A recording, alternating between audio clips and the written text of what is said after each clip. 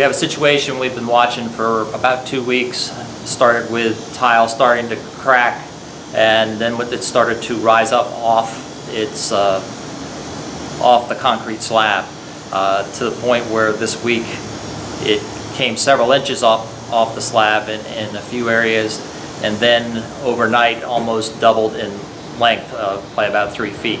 So we've continued to assess it, and we've consulted with our engineers last night and made the decision that we needed to temporarily close City Hall while we did some borings to find out what's going on. We'll get an assessment. We have a structural engineer coming today, again, to give us kind of another professional opinion on what's going on with the building. But it's indicative of we have some slab movement, and we're going to try and decide whether we have any voids underneath the concrete slab. Okay. And as far as getting back in Monday, do you think that's really going to happen? Well, we're just trying to be out in front of this issue as much as we can. We wanted to give the public as much information as we could. We're closed for the next 2 days here, but the city services, let's make sure we know that. City services are open. You go to the police department at 2222 High Market Street, and you can pay your bill. You can deal with building and planning. If you have issues with the city clerk, you can deal with it at the police department.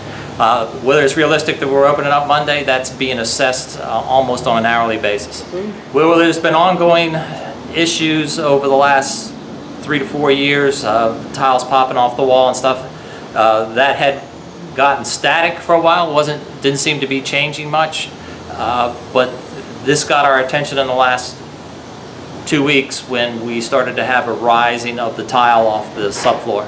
Do you foresee any reason that a new city hall would need to be built somewhere else? It's way too early to talk about that. Okay. And do you foresee any reason a special city council meeting will be needed in the next week or so to? Is that, I mean, we've already had conversations with our finance director that the possibility of on next Thursday night's meeting that we might need to approve some emergency authorization to do the additional engineering and testing that's needed. Okay. And question everybody's asking, the sinkhole that happened right next door in 2011, is this related to that? Well, that's it. I'm going to leave that one to the experts. But there's no question that we have something going on underneath our building, and we'll have to determine what the cause of that is.